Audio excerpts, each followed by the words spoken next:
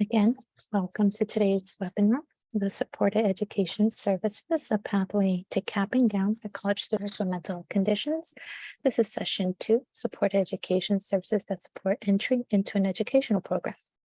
This webinar is sponsored by the Northeast and Caribbean Mental Health Technology Transfer Center, or MHTTC, and we're housed at Rutgers School of Health Professions in the Department of Psychiatric Rehabilitation and Counseling Professions. My name is Scotty Rivera, and I'm the project coordinator of this center. We'll be introducing our webinar presenter today. Next slide, please. The MHTTC is funded by SAMHSA, the Substance Abuse and Mental Health Services Administration, to enhance the capacity of the behavioral health workforce and to deliver evidence-based and promising practices to individuals with mental health conditions. We also address the full continuum of services spanning mental illness prevention, treatment, and recovery support. And this also includes training programs on evidence-based practices, wellness and recovery, school mental health, Hispanic and Latinx, mental health education, and online education courses. Next slide, please. Next slide, please. And as a reminder, all of our training products, including our technical assistance and resources, is available to you at no cost. Next slide, please. If you're interested in staying up to date with the events and products that the Northeast and Caribbean MHTTC is providing, we ask that you please sign up to receive our email communications.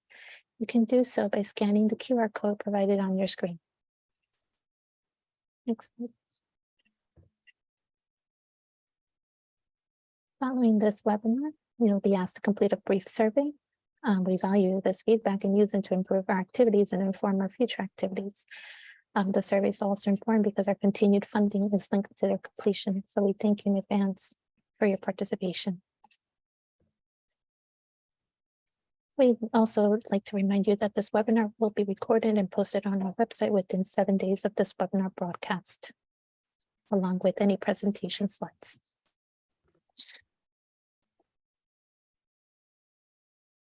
At the time of this presentation, Miriam Delphin-Rittman served as Acting Assistant Secretary for Mental Health and Substance Use at SAMHSA. The opinions expressed herein are the views of the speakers and do not reflect the official position of the Department of Health and Human Services, or SAMHSA. No official support or endorsement of DHHS or SAMHSA for the opinions described in this presentation is intended or should be inferred. We encourage you to interact with our presenter during this webinar by using the chat feature. Please post any comments or questions you have in the chat, and I'll collect your questions as we go and ask them of the presenter during the Q&A time towards the end of the presentation.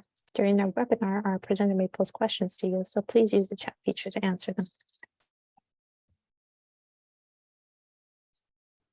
As a reminder, the MHTTC network is committed to using affirming, respectful, recovery-oriented language in all activities.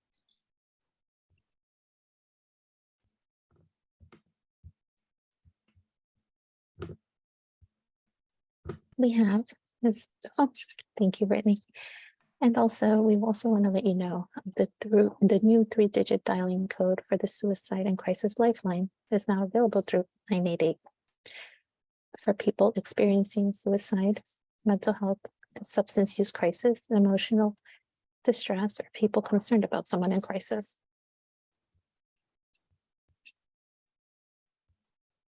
We have with us Brittany Stone with us today. Brittany is a lecturer in the Department of Psychiatric Rehabilitation and Counseling Professions at Rutgers University School of Health Professions, where she provides training and technical assistance and consultation and course instruction on psychiatric rehabilitation, mental health, and wellness. Much of Brittany's work as a researcher, trainer, and service provider has focused on promoting the career development of people with mental health conditions. She has worked in a variety of community-based mental health settings, where she develops specialized knowledge in supporting college students with mental health to complete post-secondary education. Brittany is also a co-investigator on 2 federally funded research projects, one focused on supporting post-secondary students with mental health conditions in career and technical education, and the other developing supports for college students with PTSD. Brittany is currently a doctoral candidate, counselor education and supervision. At this time, I will turn it over to Brittany and welcome everyone again. Thank you so much and welcome back, everyone. I'm looking forward to sharing some more information about supported education in today's session. So today's session is one of our shorter webinars. It's 60 minutes, where session 1 was 90, and session 3 will also be a 90-minute session. This is part 2 of our 3-part series on supporting students to get to cap and gown, and we're going to be focusing in this session to develop knowledge of assisting students to access and enter the educational program of their choice. So today we're going to talk about the GET phase of supported education services based on that choose, get, keep, leave framework.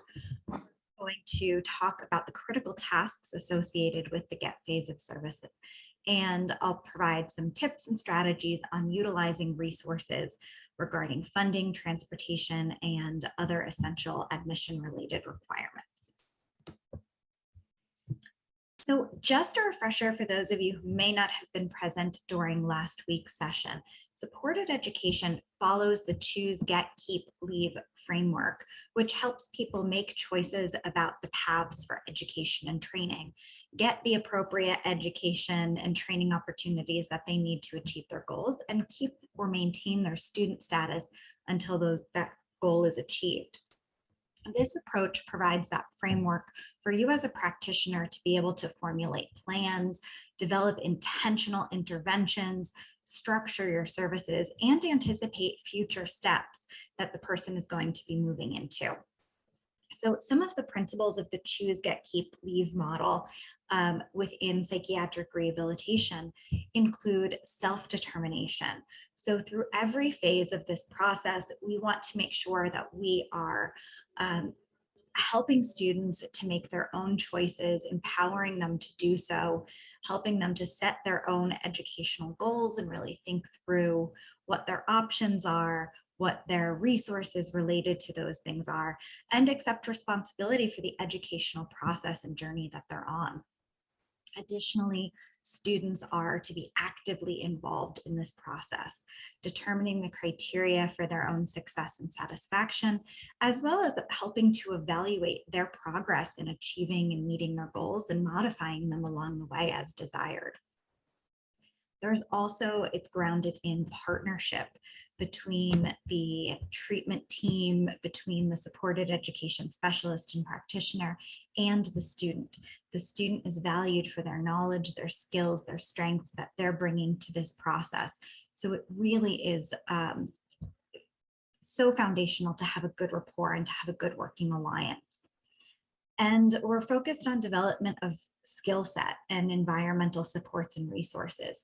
So we want to be able to identify and recognize the strengths that the person has, while also identifying the areas for skill development that are needed, building those skill development based plans, doing a lot of skill teaching work, and then connecting the student to the resources within their environment, campus, community, natural supports that can further enhance those skills and provide, really comprehensive, holistic supports. And then the type of supported education that we're looking at in this model is really a time unlimited approach. So services are provided as long as the student needs through all phases of their educational process. So historically, the choose, get, keep, leave model was developed with 3 phases of service: choose, get, keep. More recently, SED has added that leave phase, which focuses on intentionally choosing to take steps to pause, terminate, or complete education. The aim of the choose phase, as we discussed in our last session, was to really focus on selecting the educational environment, the training program, whatever type of major or school was compatible with the person's values, skills, interests, learning needs. The get phase of service that we're going to be focusing more on today aims to secure admission to that preferred educational environment, vocational training program, college, university setting, whatever it may be. And then the aim of the keep phase, which will be the focus of session 3, is helping that student to think about, what does it take to stay in school, to maintain your matriculation to get to that cap and gown. And that focus is on the person's success and satisfaction in their educational environment. So today, as I said, we're taking a closer look at some of the tasks associated with that GET phase. So last time we talked about the critical elements of CHOOSE, talking about values clarification, interest identification, skills, researching educational environments, you know, and thinking about some of the labor market trends that are important to keep an eye on. You know, so once a person has a good sense of what they want, what their skills are, what their interests are, then we're looking at, you know, are there jobs available in this area? And what does it take to have this profession? What education and training is necessary? And then what types of educational programs or environments match that and meet those needs? So that's really where we left off last week, was thinking about, once we know and we narrow down that educational environment, now we have to talk about, what does it take to gain admission to that program? So the GET phase of service is usually a shorter phase of service, and it's really, really targeted and intentional. It entails identifying and fulfilling the requirements for entrance. So this includes things like the application, sending transcripts, letters of recommendation, taking placement exams, you know, and even up to registering for class. But it also takes into account things such as transportation, childcare, figuring out funding, looking at, you know, how do I balance wellness and time management strategies. So we're going to talk a little bit more about some of those items today. So the focus of this phase is on that admission. You know, a person is seeking to pursue their educational goal. So we want to get them admitted to the program. We want to help them to enroll or matriculate in the educational environment of their choice. So some of the tasks that are really important during this phase are going to be fulfilling things like the admission requirements, and that includes everything involved with the application. We're going to talk about some of those steps in more detail in just a second. You know, and with this GET phase, it is so individualized because it's going to be really specific to the educational program that they're interested in going into. Some students might be interested in going into career and technical education programs that have sort of rolling admission deadlines. Other programs are going to have very firm set start dates, you know, where the start is in the fall. You know, the application is due by early March. So those things are going to vary based on program. And so are the things that are going to be required of the student. So that application, including personal statement, recommendation letters, transcripts, application fee. It also includes thinking about entrance exams or placement exams for many of the programs. And then completing the acceptance paperwork. Next important task is funding, and this is one of the most critical steps, and we're going to spend some additional time really getting into more about funding. And that's everything from looking at state and federal aid to scholarships to vocational rehabilitation funding, considering loan default. In working in community-based supported education, I would see students coming in saying, I really want to get to school, I want to go back to school. And then we would fill out, you know, the federal application for student aid. And it would come back that the student was in default of a loan or had past loans. And we needed to figure out what the process was to bring them up to good standing so that they could continue to pursue their education again. And thinking about additional expenses when it comes to school. School, especially higher education and academic settings, tend to be very expensive with lots of fees, textbook fees, technology fees, potentially housing, and you know, cost of food, cost of supplies. So it's important that we're considering budgeting and we're considering alternative financial solutions for some of those items.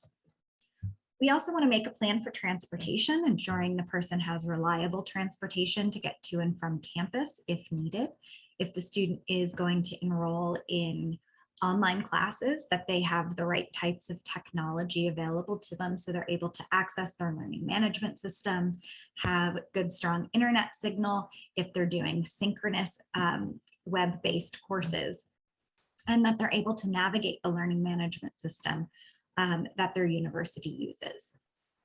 We might consider things such as housing if the student is moving or has unstable housing within the community, the registration process and enrollment. So the student is making sure that they're getting the classes that they need or that are required for their major. They're not going to be taking extra courses that are unnecessary for them. That we're considering doing a campus orientation, helping the student to navigate the campus.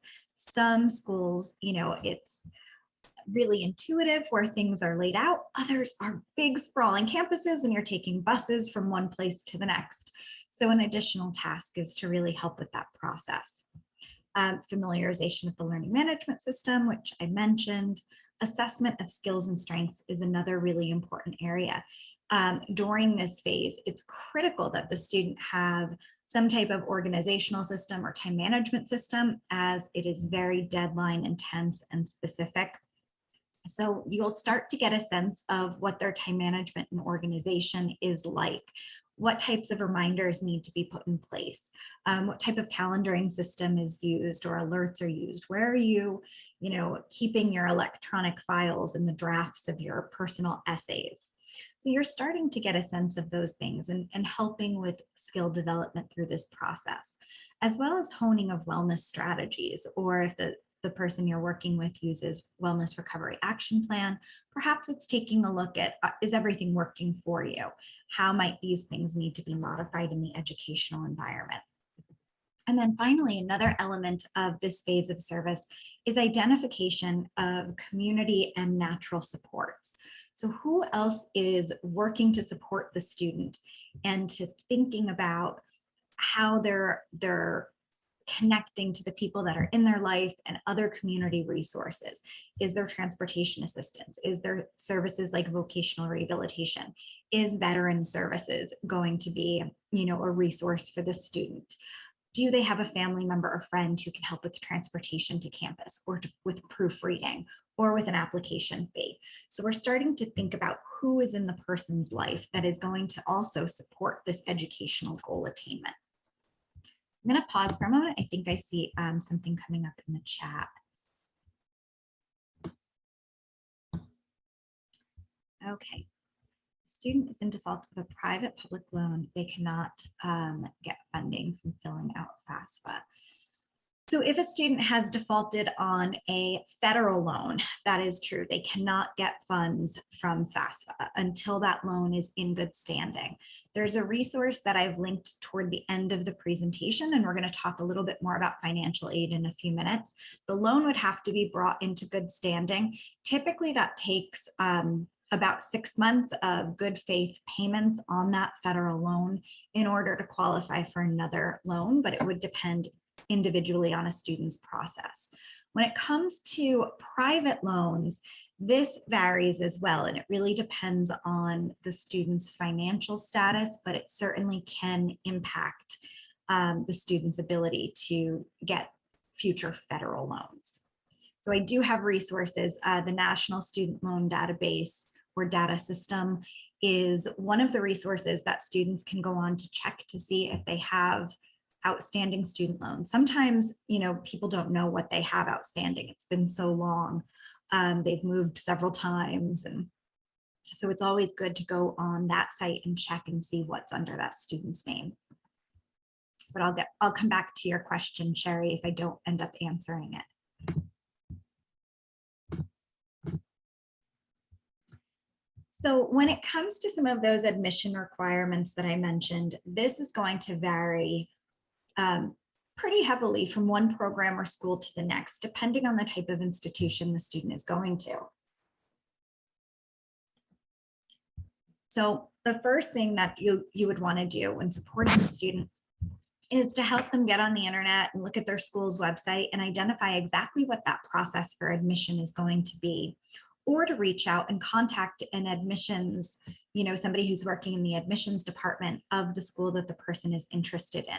This is a really good time to model making those phone conversations, or to even do a role play beforehand where you're identifying, What types of questions might you want to ask? Let's write those out together. What kinds of things do you want to find out? What information? So if the person needs some skill development in that area, this is one of those places to do it. Typically with the application process, though, there is some type of paperwork component. Normally, you're going to provide a lot of demographic information. You're going to provide your educational history, often a writing sample in the form of either a personal statement or some type of essay is required. And depending on your program, a portfolio of work might be required as well. In working with students who were interested in fashion and fine arts and those sorts of careers, they had to provide portfolios of their work. I worked with a student who was going to school for music and for composition. They also had to provide recordings of some of their work, as well as do an interview where they were performing. So the student is going to want to follow the guidelines set out by the school to fulfill the requirements.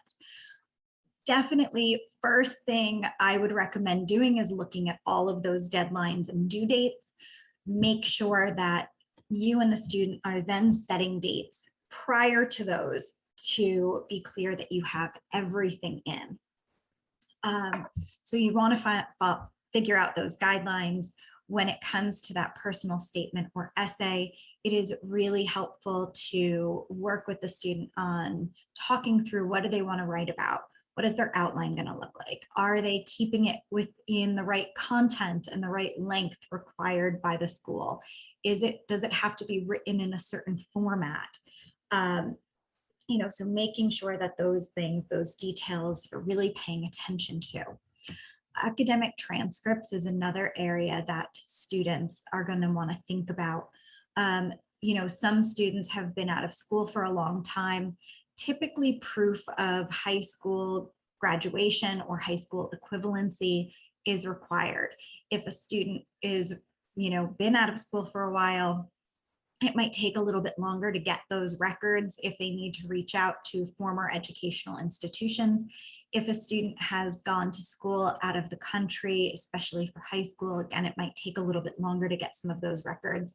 So really be sure to start early on this process. And again, working with that student in, having that partnership to identify who needs to be contacted. What types of things do I need to ask? What specifically do I need to say can help streamline the process. Students might have to submit previous college level transcripts or degrees if they have it. If they're going to graduate school, for example, they'll have to submit proof of bachelor's degree. Copies of those things. Do copies work? Do they need to have official transcripts? Does it have to be sent right to the school? And that can be really challenging to navigate. Additionally, there might be fees associated with having transcripts from past schools sent. So for students who may need assistance when it comes to budgeting or financial support, thinking about, where are they going to be able to get the financial resources for application is a really critical piece of this. Next, we want to think about letters of recommendation. The student should think about who can vouch for their level of work, their academic success, their character, somebody potentially connected to past academic performance, work-related, community leaders. Are they a member of a spiritual community? Have they volunteered?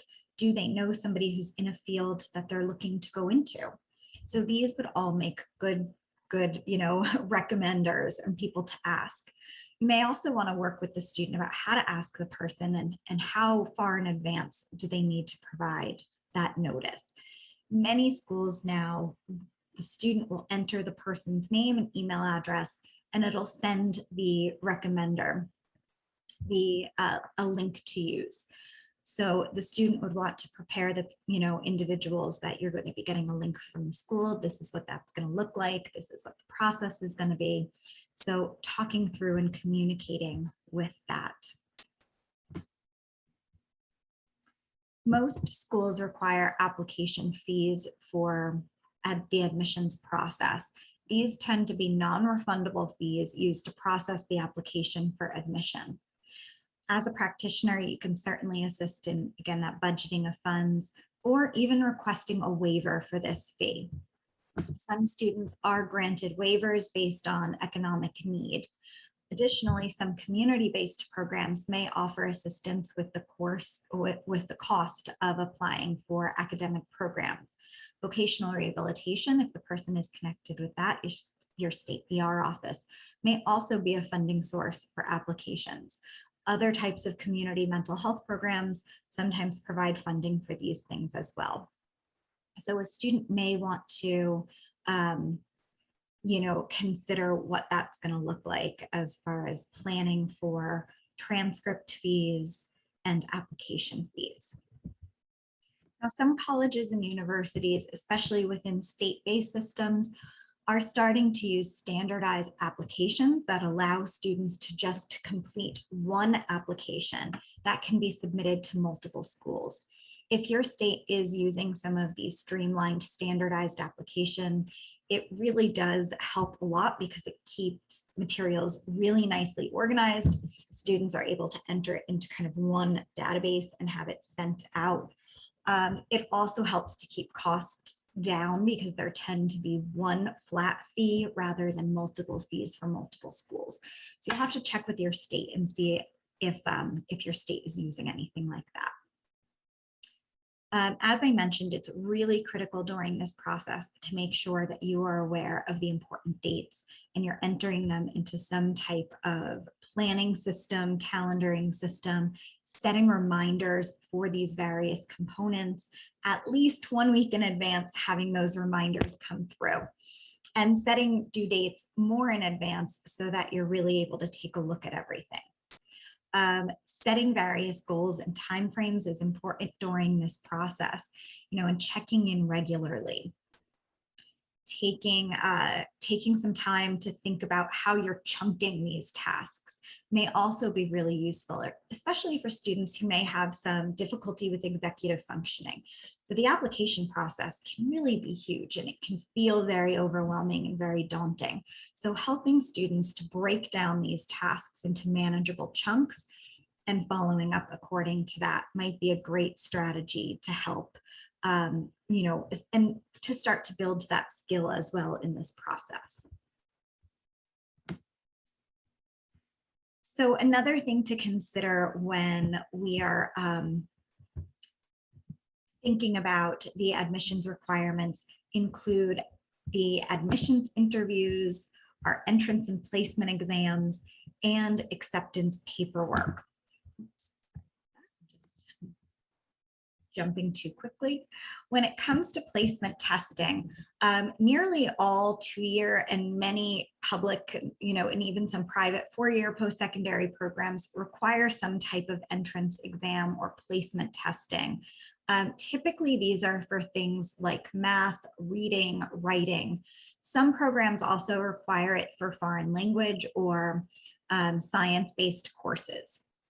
Often these tests are done after a student has been accepted to the institution, but sometimes it might be part of that admission requirement.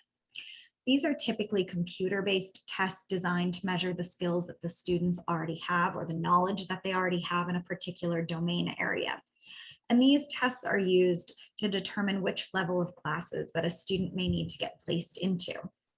For some students, this might mean that they're skipping some intro level courses. For other students, it might mean that they need to take remedial coursework in order to further develop the skills necessary for that subject area to better prepare them for the academic work. Now, as a practitioner, you're going to want to work with students, one, to identify, based on their funding source, are remedial courses covered by the type of aid that you're receiving, if they should need to take them, but then also to help students start to think about preparing for some of these placement tests. So check the school's website. Some schools offer study guides for placement exams or sample tests, additional information that they can use to prepare for the placement test or what to expect. Using those materials, you can really, again, start to identify what are the student strengths and let's develop a plan to start addressing some of the areas of need that they might have. We also want to recognize that testing, some students may require accommodations when it comes to testing.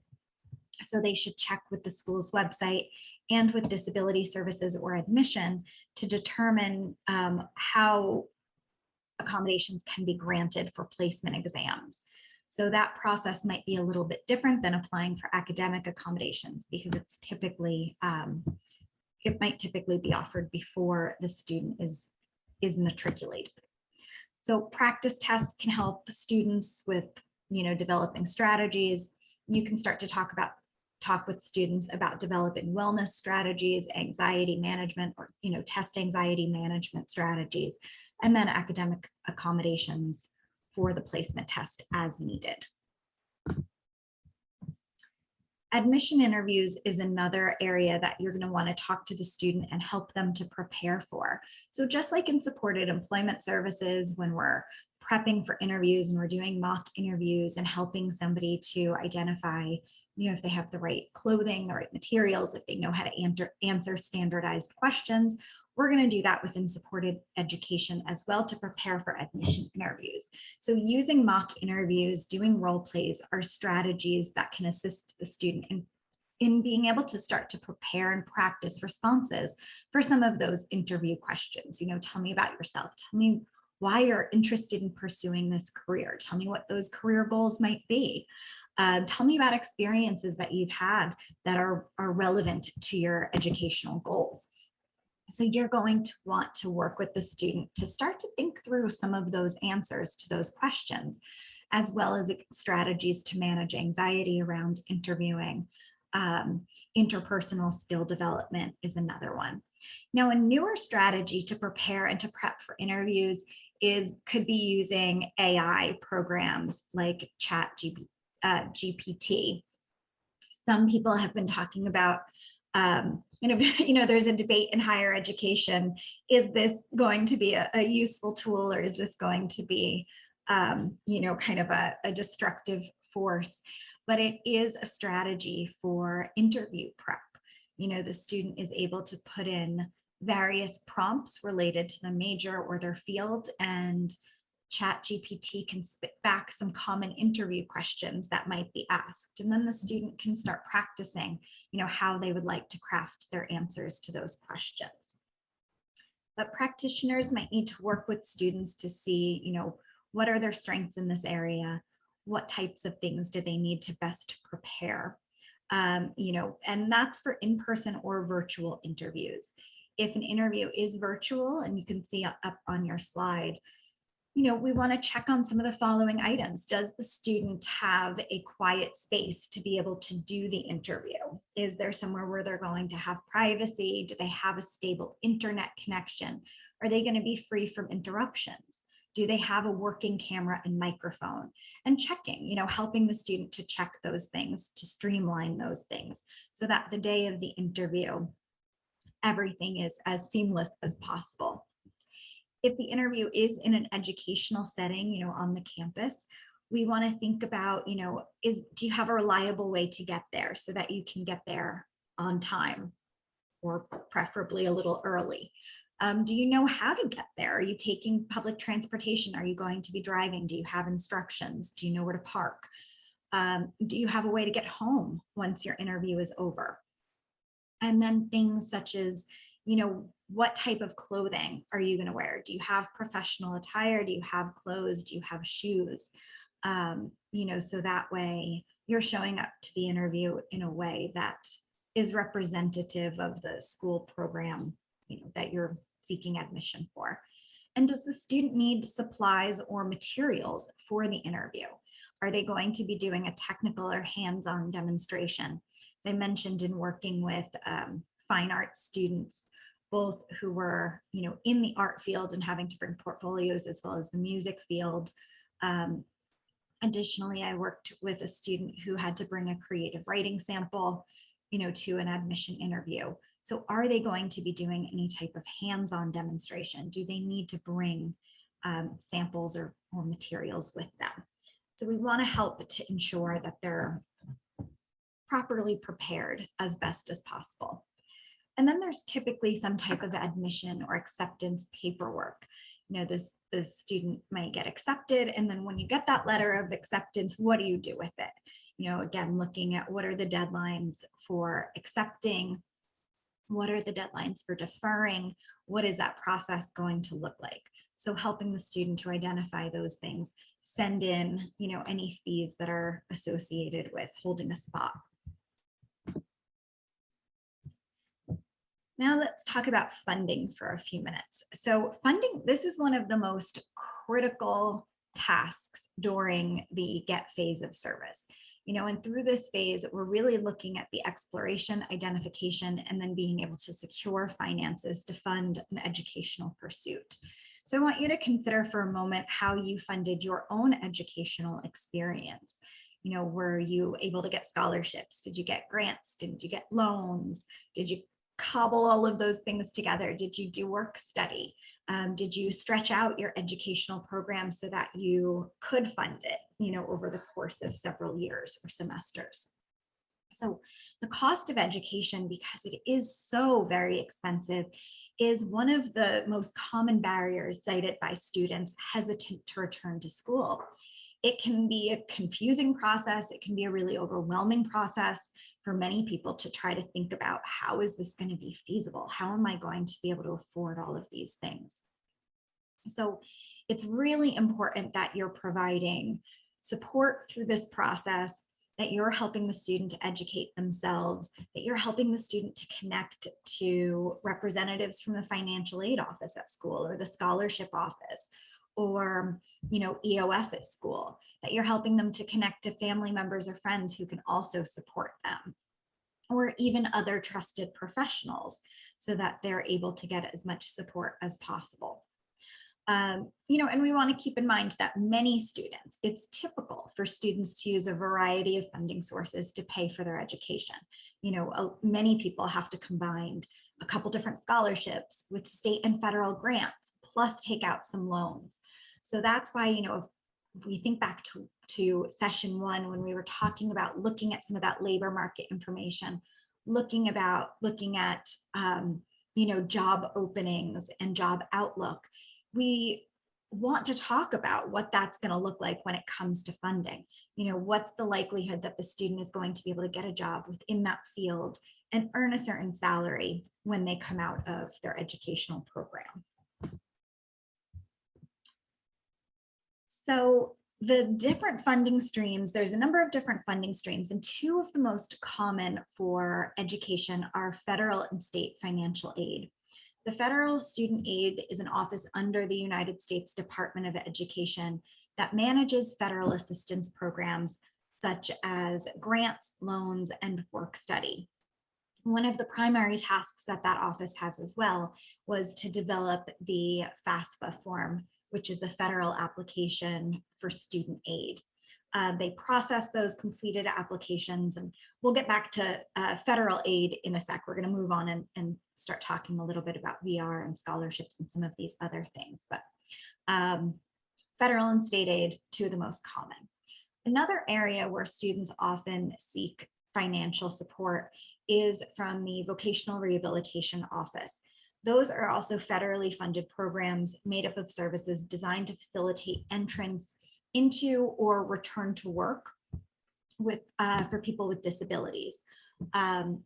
So this is a wonderful resource that often students don't think to be able to, you know, think to access.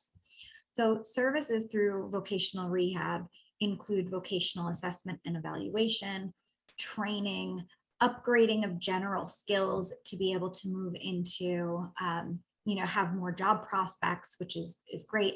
Taking refresher courses if the person has been out of the workforce for a while.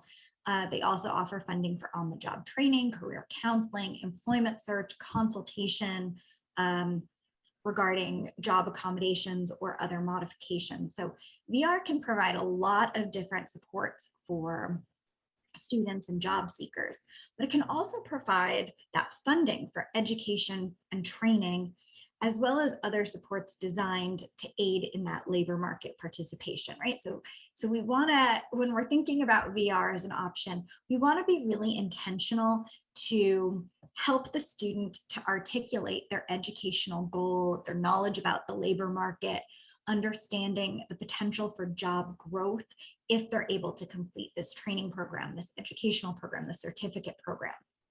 So going prepared to VR is really important. And, you know, each state offers vocational rehabilitation services. At the end of the presentation, I have a link where you can find your own, you know, local VR offices, but they're really knowledgeable. And they have a lot of supports that they can offer. It's really just a matter of what ways are you going in and articulating the goals that you have related to education. So typically VR, they consider themselves a payer of last resort.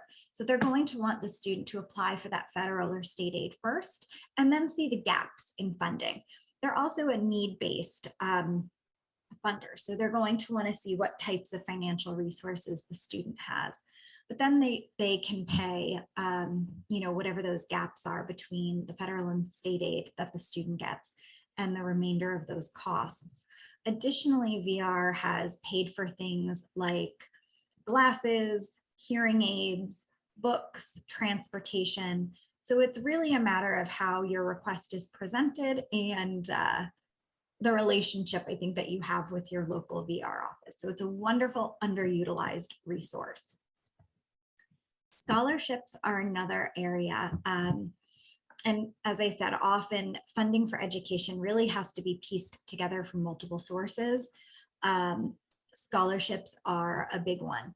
And these can come from a lot of different places. The school itself, the community, public and private organizations, and they're usually offered to students who meet certain requirements, right? So maybe it's offered for all biology majors can apply for this, or students with a grade point average of a 3.5 or over, students who volunteer at a community-based senior center, or based on personal characteristics like left-handedness, or for students with mental health conditions, or for student veterans, or for people in recovery. So you have to do a little bit of legwork when it comes to finding scholarship funding. Starting with your school's scholarship office is a great place to be able to do this, but then also just web-based searches. See what's available within your community, see what the national scholarships are, and again, pay attention to what those deadlines are going to be. Often when you complete a federal application for student aid, it triggers with the school information about school-based scholarships to be sent to you, but certainly seek those things out. Contact the school's office if you're not seeing those things come through.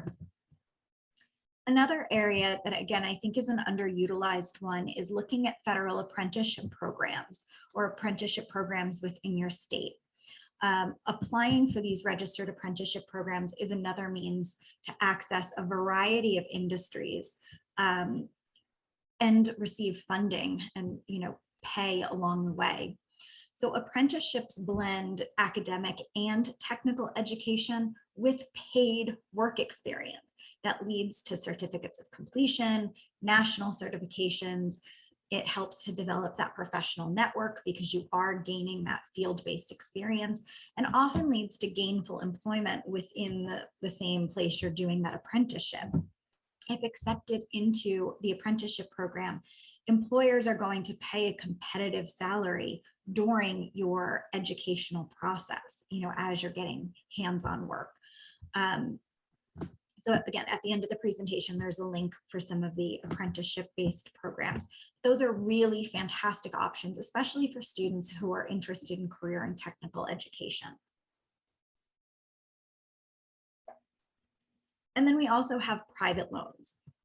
Private loans are non-federal loans made by private organizations, such as banks, credit unions, state-based or state-affiliated organizations.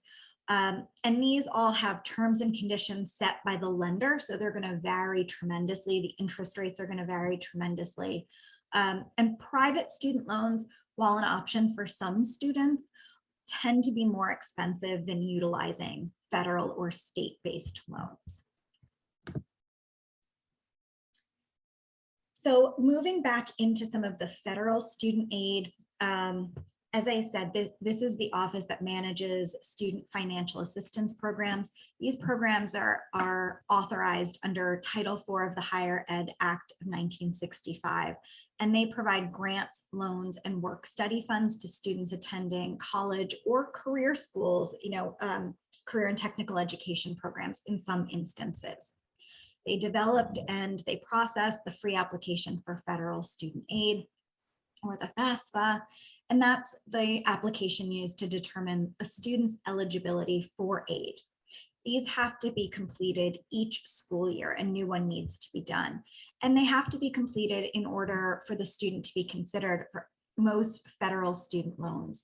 Even if the student is not eligible for need-based aid, they typically still have to do it. Now, typically the application for state aid is rolled into completion of the FAFSA. However, each individual state may require additional paperwork and additional documentation. Let's take a look at some of the things that are offered through federal student aid. So the first area is grants. Grants are a form of financial aid that doesn't have to be repaid unless, for example, you withdraw from school and you have to owe a refund. It's really important that you're reading the terms and conditions of any grant or loan that's accepted and helping the student to understand what these things mean. I know when I was a student, I didn't look at anything. I just signed my name because I knew I needed the aid. But I really wish that things had been explained more clearly to me when I was going through the process. So this is one of the things, as the practitioner, you're going to be working with students and you want them to understand what they're signing on to. So grants, as I said, don't need to be repaid unless you breach the terms of that grant. An example of this is if you receive a TEACH grant, for example, where you are receiving aid for school, and then you have a service requirement once you graduate to work at certain types of institutions. If you choose not to fulfill that service obligation, then you're going to have to repay that grant. There are a variety of federal grant programs available. The most common is a Pell Grant, which covers associate and bachelor's level education. But there's also a federal supplemental education opportunity grant, the TEACH grant, as I just mentioned, which is teacher education assistance for college and higher education grants. And there are also Iraq and Afghanistan service grants available. More information can be found on that federal student aid website. The next area of funding is the federal work study program, which allows a student to earn money to pay for school by working part-time, typically on campus. Students are earning at least the federal minimum wage. However, they might be able to earn more depending on the type of work that they're doing and the skills that are required for that position. Work study awards typically depend on when you apply, your level of financial need, and your school's level of funding that they qualify for. And loans. Loans are one of the most common means of students paying for school, and federal student loans, these are loans that are made by the government. They have specific terms and conditions that are set by law, and they have a lot of benefits that private loans might not have, such as a fixed interest rate, income-driven repayment, and those things really aren't typically offered by private loans. There are two types of loans or two categories, I should say, of loans that are offered through federal student aid. The first being need-based aid. These are based off of financial ability to pay for school. That includes a Pell Grant, for example, work study program, subsidized loans. Subsidized loans, you might hear the different, what's the difference between subsidized and unsubsidized? Subsidized loans are need-based loans, and they have slightly better terms to help out students who have a greater financial need. What happens here is the federal government is subsidizing the interest while the student's enrolled at least half time or even during periods of deferment. The interest doesn't begin to be charged until 6 months after termination of education. Whereas in non-need-based types of aid, which includes unsubsidized loans, the student is required to pay that interest the day they sign that loan. Their interest begins. So the non-need-based aid is based off of merit, other associations such as Honor Society, racial or ethnic classification, disability type. It could be based off a lot of different things. And students are able to qualify for unsubsidized loans. As I said, these are loans that students are able to get even if they don't have a financial need. The school determines the amount of the unsubsidized loan that the student gets offered. And as I said, the student is responsible to pay the interest from the time it's accepted. These types of loans are available both to undergraduate students and graduate students, and there's no requirement to demonstrate that financial need. So a lot of different types of programs, there's a lot of nuance between the need-based and non-need-based and the different types, like the direct loans versus federal Perkins loans. There's links at the end of the presentation to really learn more about this, but it is highly recommended that you talk to somebody in the financial aid office, you utilize that federal aid website. And just before accepting any federal or state aid, really familiarize yourself, help the student to familiarize themselves on the implications of taking out student loans. That includes knowing the difference between what's a subsidized and what's an unsubsidized loan. Some students are going to be offered both, and then it's figuring out what makes more sense to accept. They want to know what the repayment options are, accrual of interest, information about what happens with loan default. And at most institutions who accept that federal and state aid, there is those on-site resources. There is a financial aid department. Connect the student to that, make sure that they know who to talk to. Some other things to consider when it comes to funding of education is this concept of satisfactory academic progress. So when receiving federal student aid or state-based aid, you're required to maintain eligibility for these programs. And to measure this, the educational institution adopts a process of assessing what they call satisfactory academic progress. This is done to ensure and to determine if the student is meeting their educational requirements and is on target to graduate on time with the degree or their certificate that they're enrolled in. The process for determining satisfactory academic progress might vary across schools. Typically, what they're looking at is, did the student complete at least 65% of the attempted credits per semester? So if you see, a student is failing classes or signing up for classes and withdrawing mid-semester, that is going to impact their satisfactory academic progress, which means they might not qualify for federal aid that next year.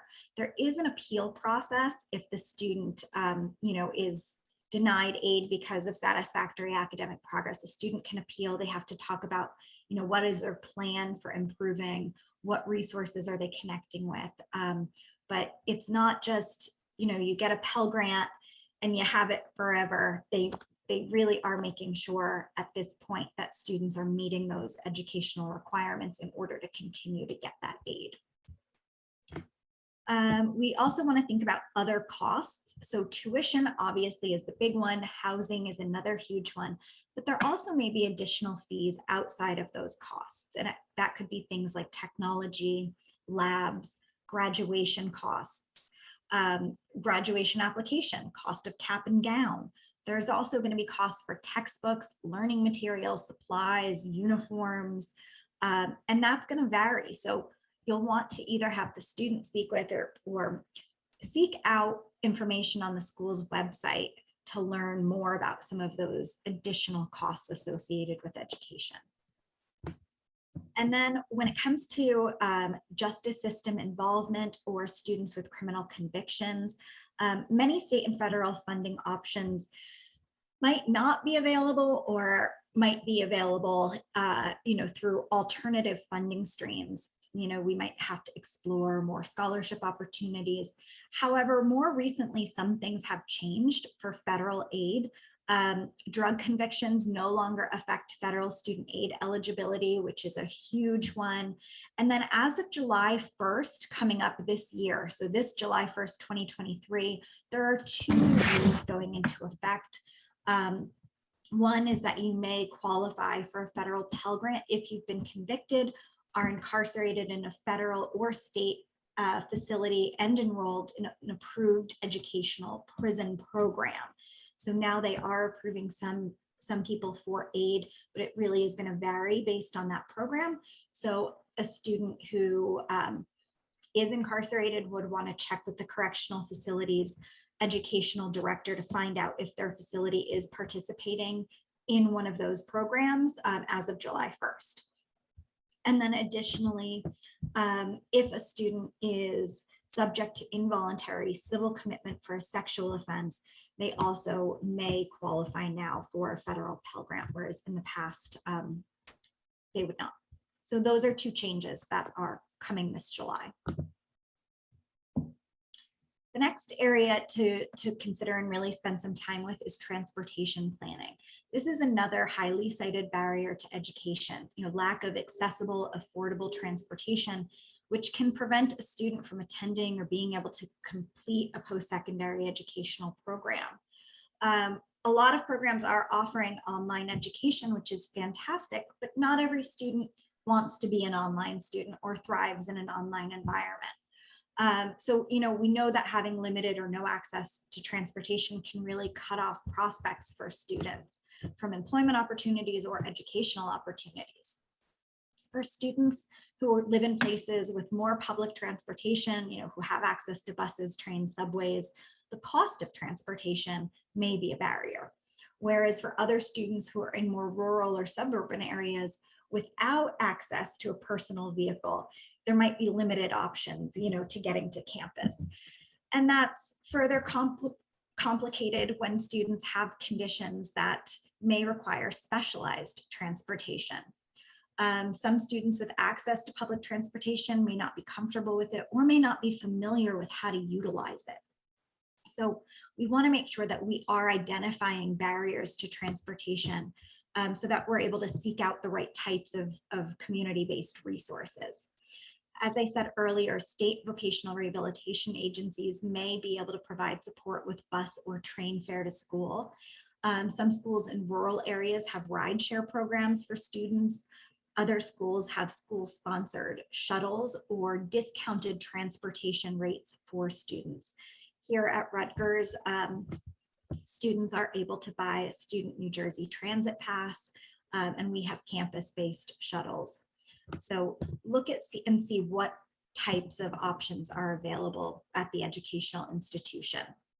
We may want to ask questions though around transportation related issues, like what barriers do you experience? Is it lack of access to a vehicle, lack of access to public transportation, lack of funding for transportation? Are you unsure how to use public transportation? Or other things like inconsistent transportation or unreliable transportation?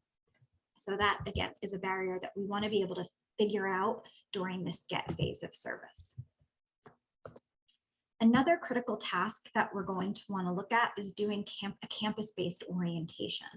So doing a campus visit is a really great way to support students with mental health conditions to gain comfort on campus. And this is everything from identifying the location and the route that they're going to take to get to the school, to also thinking about what buildings are classes located in. Where's the library? Where's the cafeteria? Where are the bathrooms? Where are social clubs? What are the places on campus that I'm going to be spending time? It provides students with an opportunity to become familiar with the campus, to feel more confident on their first day of school, to troubleshoot any barriers from getting one place to the next. Like if I sign up for this class that ends, at 10:15, can I get a 10:30 class if I have to take, campus shuttle to the other side of campus? What about parking? Do I know where I'm supposed to park? So we want to help, by visiting important locations, bookstores, cafeterias, libraries, labs, campus buildings, helping with planning the route students will take from getting from one class to the next, practice taking a campus shuttle if necessary, downloading the school's app, or bookmarking a website for maps and schedules if needed. So in this 1 hour presentation, I touched on a lot of things that are really critical during this GET phase of service. I want to make sure, that students know their deadlines, that they're gathering and submitting the required documents and fees for admission, including letters of recommendation, transcripts, personal statements, applications, that they're fulfilling those admission requirements, whether that's with interviews, acceptance paperwork, and placement testing, that we're spending time really learning about various funding sources, including grants, public and private loans, scholarships, work-study programs, apprenticeship programs, and then considering things like logistics. What's transportation looking like? How am I balancing my responsibilities, doing campus orientation and getting comfortable and familiar with the campus? But throughout this whole process, while we're working with the student to attain, admission, we're also assessing and leveraging the student's strengths.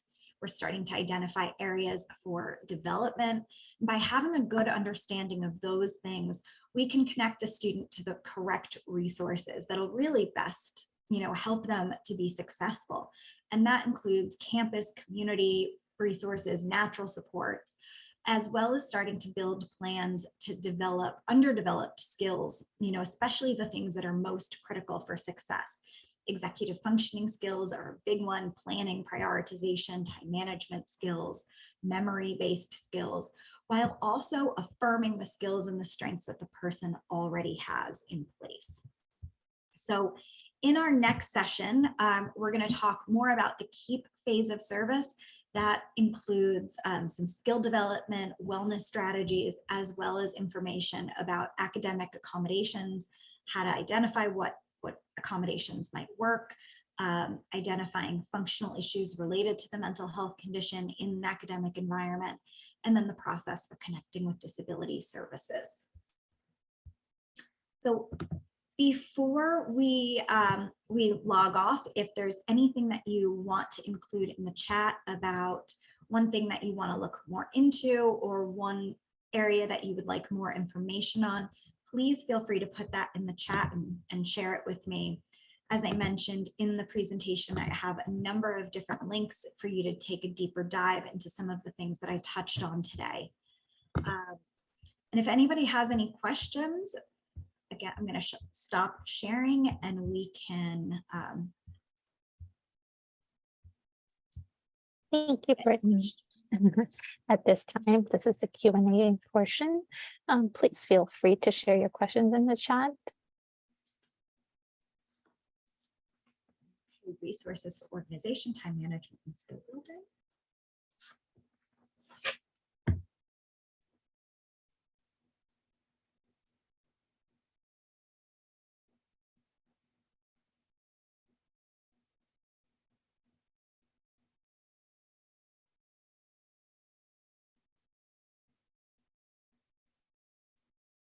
At this time, I'm going to pause the recording since maybe someone may want to unmute their mic.